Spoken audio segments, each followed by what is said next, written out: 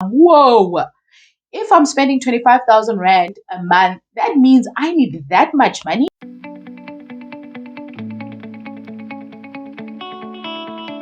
Hi guys, my name is andiswa.mojapelo and welcome to my channel. If you are new here, thank you so much for watching this video. I really hope you enjoy the content.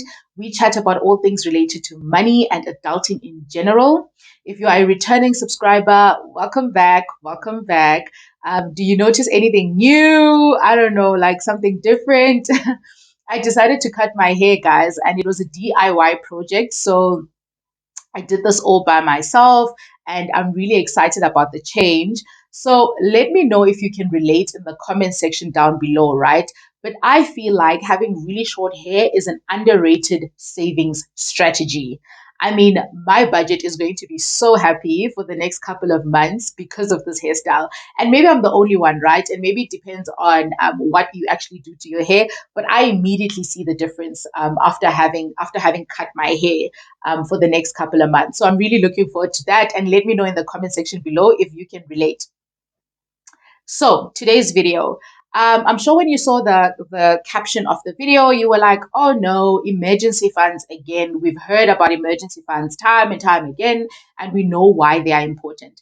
But I still felt like it was my responsibility to make a video on emergency funds and not defining emergency funds or where you can keep your emergency funds and all of those things, because I think there's tons of useful information out there on what an emergency fund is, why it's important, where you can keep your emergency fund, etc. But what I wanted to discuss is the fact that you, by having an emergency fund, actually have an opportunity to save tons of money. And personally, having one was one of the best investment decisions I have ever made, right, for myself. And don't get me wrong, I'm not saying that an emergency fund is an investment. I'm saying it's one of the best investments I made for myself, and that is having one, right? And today I'm going to tell you 5 ways in which you can actually save a ton of money because you have an emergency fund. So I think that, I mean, we all know, just to rehearse, that an emergency fund is 3 to 6 months in general of savings that are easily accessible that you can use whenever you have an emergency, right? Just running past the definition so we're all on the same page. Now, having an emergency fund is a nice to have, definitely. It saves you a lot, but I think that it's one of the most underrated aspects in personal finance, right? It is so important for your foundation because the potential of money that you actually save by having one is insane. And I want to share this with you. So if you're thinking of starting one, if you have started one, but you've been prolonging building it up, please listen to this and listen to my 5 reasons why I think you need to fully fund that emergency fund and you need to make sure that you concentrate on building it up as much as possible. So the first reason, right, is the fact that prolonging paying for solving an emergency can actually end up being more expensive in the long run, right? And I think that this can be easily explained by an example more than anything else. So I was going to use a car example, but I won't because I feel like you guys are going to start thinking I'm anti-owning vehicles, which I'm not. So I'm going to use another example. Let's say your geyser has burst, right? And you can't claim from insurance in this assumption, and you need to fix it, but you don't have the money to do so. Like you have no options, and you have to wait till month end, or you have to wait for 2 months until you can afford to fix that geyser. What's happening is that that geyser could be getting worse in the meantime, right? And it getting worse means that it will become more expensive in the long run fixing it than it was initially. This is when it costs you money because you don't have the easily accessible funds. In an emergency fund, you can't fix the geyser now. So you push the issue and the emergency down the line, and it ends up costing you much more. Needing to go to the doctor might be another example as well. You need to go to the doctor, but you don't have the money to do so. So you prolong visiting the doctor until you've built enough funds. But your health could actually be getting worse in the meantime, right? And then it becomes more expensive in the long run because you waited too long. The essence here is that pushing down the issue or the emergency due to not having funds actually becomes more expensive, which can spiral out of control and put you in a worse off position. Now, I don't know if you guys are familiar with Dave Ramsey, right? but I am, and he has a lot of really cool personal finance videos on YouTube as well. You should really check him out. But I like how he positioned having an emergency fund. He said that when you have an emergency fund, an emergency becomes an inconvenience, not a crisis, right? And what he means by that is that if you have a geyser that is broken or needs to be fixed, that's an inconvenience to you if you've got the funds to immediately fix it. It just becomes an inconvenience of that day. You might have to shower later, but it's going to get better and tomorrow you'll be fine. It's just an inconvenience.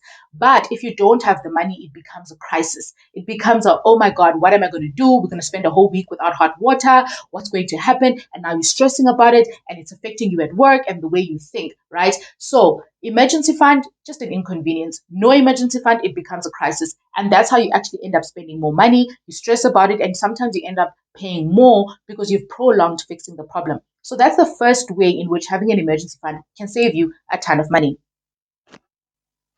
The second way, if you don't have an emergency fund and you've got a crisis or an issue, one of the places that you can go to in order to solve this is your investments. Now, your investments ideally are for long term goals, right, in their structure. But I mean, if you really need the money and you don't have money, you're going to have to look at those investments and see what you can cash in. Now, the thing about investments is that they are volatile in the short term, meaning that the value of the investments go up and down, up and down. And the day that you might need that money might be the day that it's down, right? But you need the money because it's an emergency. So you're going to find yourself in a vulnerable position of having to cash in at that lower value, which means you run at a huge loss. So it might so happen that you had 10,000 Rand in the investment, but now you've got 9,000 because of the way the market is at that point. And you don't have the luxury of waiting, right? Because you need to fix that problem. So you're going to end up cashing in. And that's where not having an emergency fund like causes you to lose a lot of money. And if you had one, you'd be saving that money by locking in your investment, waiting for the long term and waiting for it to rise again, or rather keeping it in for the long term. The second way, under still the same point, is because of the nature of investments being long term, they sometimes have penalties for withdrawing before time. Take a fixed deposit, a 12-month fixed deposit, for instance. You have committed to fixing that money for 12 months, and if you decide to take it before 12 months, there's a penalty for that. You're going to pay for that. So you don't have easily accessible funds. You need that fixed deposit. You're actually going to pay a penalty for getting the funds as soon as possible. You see, you lose money. You lose out money that you could have saved by having money that is easily accessible that you can draw from, right? The third thing. The third thing is that, and perhaps a common one, is that when you don't have money, where do you go? You borrow, right? That's your only option. You have a crisis, you've got something to fix, so you're going to borrow money. You're going to borrow from your credit card, you're going to take a personal loan, use an overdraft, whatever the case may be, but this may attract interest, right? And that's your cost. So you are now going to pay interest on the money that you need. And it may so happen that you needed 5,000 Rand, but because of the interest, it's now becoming more expensive. So you're finding yourself actually paying more than 5,000 Rand for fixing this because of the interest amount that's already added, right? And then that obviously means you've got a debt repayment at the end of the month and all of those things. Again, another opportunity where you could have saved a lot of money by using your own money, but you had to borrow. So now you have interest and you have that to pay as well. Another opportunity that you could have saved if you had an emergency fund, but you end up spending a lot of money because you don't have one. The fourth one, which is also like one of my personal favorites, is that building an emergency fund or starting one forces you to take a look at your expenses. Okay. Remember that an emergency fund is ideally 3 to 6 months of your monthly expenses. Now, if you look at your emergency fund, right, you need to, in order to determine how much you actually need in your emergency fund, for example, I had to say, okay, how much do I spend on a monthly basis? Like, how much does it cost to sustain my lifestyle and to pay bills and to do whatever I need to do on a monthly basis. And I had to multiply that by 3 to 6 to see how much I should have in my emergency fund. And that's an opportunity for you to relook your bank statement on some, whoa, if I'm spending 25,000 Rand a month, that means I need that much money. I need 75,000 Rand in order to have an emergency fund. That's a lot of money. And once you do that, it's an opportunity for you to relook your expenses and be like, okay, maybe I'm spending too much. Maybe I'm going overboard. Because I mean, if you're spending 25,000 a month, but you can't save 25,000 a month at all, like it's impossible, then you need to relook, how much you are spending on an expense basis. And that's the opportunity to do that. Because like I said, I love budgeting, but budget is a projection. Bank statement and expenses, that's the reality. That's how much you are spending, right? And that's what your emergency fund should be speaking to. So if raising that amount is too much for you, then you need to relook how much you spend. And that's another opportunity to save a lot of money, because you start thinking about your expenses in a different way now that you actually have to raise them and match them with savings.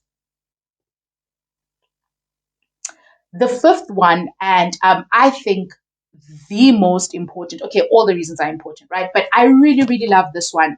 Having an emergency fund buys you peace of mind, right? And personally, for me, that is a very expensive commodity to have. That is a commodity a lot of people are not in a fortunate position to have. What do I mean by that? Snap back to last year, right? Didn't you have a mini heart attack when you thought that you could be retrenched or you could lose your job? How worried were you, thinking that you could not have an income for a month, And it's very worrying, and it puts you in a scary position to even think about that, to think that, sure, if I don't have an income for 1 month, my entire lifestyle changes. I have to sell my car, I have to move out of my apartment, I have to move to a different area, and all of those things. And that's usually because you can't sustain your lifestyle outside of an income, right? So the peace of mind is knowing that, okay, if something does happen, yes, it will have a major impact, but I can at least survive, for 2 months or for 3 months, or even if you're fortunate enough to have a fully funded emergency fund for 6 months while you look for another job. It gives you that sense of surety, that sense of, okay, at least I know that I can survive. At least I know that my lifestyle won't do a complete flip if I do lose my job.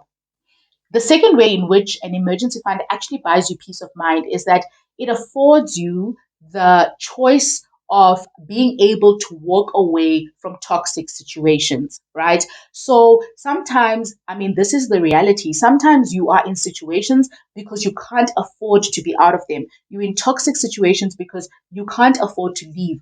This could be a toxic relationship, like you really need your partner to sustain your lifestyle, and without him, you really can't afford the things you have, and you can't afford a lifestyle. So you kind of stay even though you shouldn't, because I mean, you have to, he pays the bills, you can't afford to, you don't have enough savings, you've got a lot of debts to pay. And without him, you certainly don't have anything, basically. So you put yourself through that, in that vulnerable position, and you stay, right? Because you don't have a choice. Same with the toxic work environment. And I'm not talking about you not liking some aspects of your job, or you not enjoying some aspects of your job. I'm talking about when you're in a position where your employment is affecting your mental health, and you need to leave. Like, it's literally making you sick in some points, because it can get to that degree, or you're really, really uncomfortable and you need to leave, but you can't afford to because you need that income, and because you don't have any savings that are close to enough to sustaining you till you find another job. So that's the peace of mind that having a savings, having an emergency fund actually affords you, right? Which I think is a very important commodity for all of us to strive for, and for all of us to have. And remember that, guys, it won't be easy, right? It will not be easy. But if it's not easy, then look at your expenses. If you are thinking that, sure, Andiswa, you're saying I should save 30,000, for 3 months, then maybe if that's impossible, maybe that 30,000 that you are spending is too much. Go back to your expenses and maybe relook at reducing that amount, so that you can make sure that you are able to save that amount. So, guys, those are the 5 reasons why I think having an emergency fund saves you a ton of money. And those are some of the reasons why I think it's one of the best investment decisions I could make for myself, because it awards me and it saves me from all of those things that I mentioned.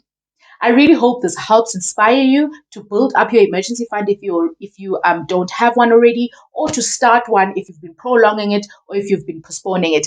If you found this video insightful, please don't forget to leave me a huge thumbs up. And if you haven't subscribed to my channel already, please consider subscribing so I can see you in the next video.